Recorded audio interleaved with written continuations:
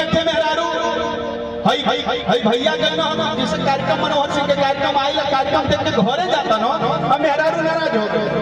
जब मेहरारू नाराज हो जानी सब तो आदमी बड़ा चालाक होना आदमी तुरंत नाराज हो जाए मेहरारू से।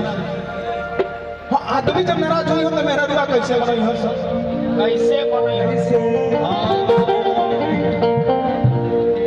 कि करवट फेराए पलंग कि काहे करे शरम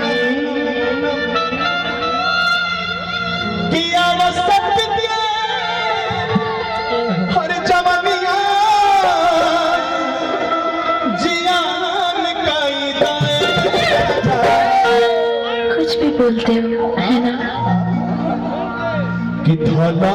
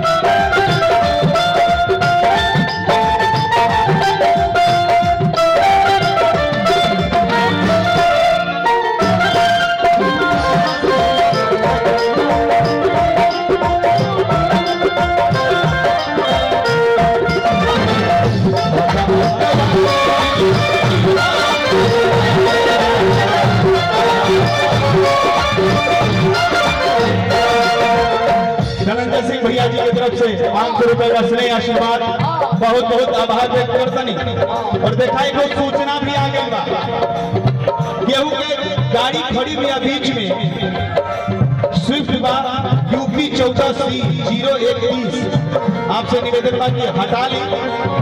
बहुत बहुत आभार। तेरे संग प्यार नहीं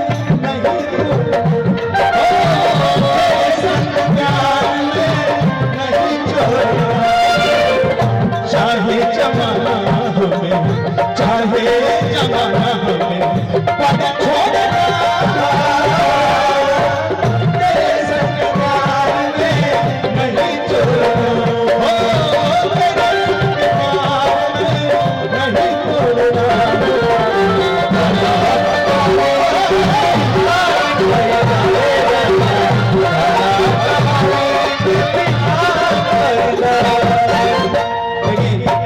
दिक्कत होता यूपी 32PH 4005 VIP नंबर 4005 जगह मोबाइल पकड़ी इतना सुंदर मोबाइल नंबर 4 पकड़ी मोबाइल रख ले छोड़ दे भैया सिमो निकाल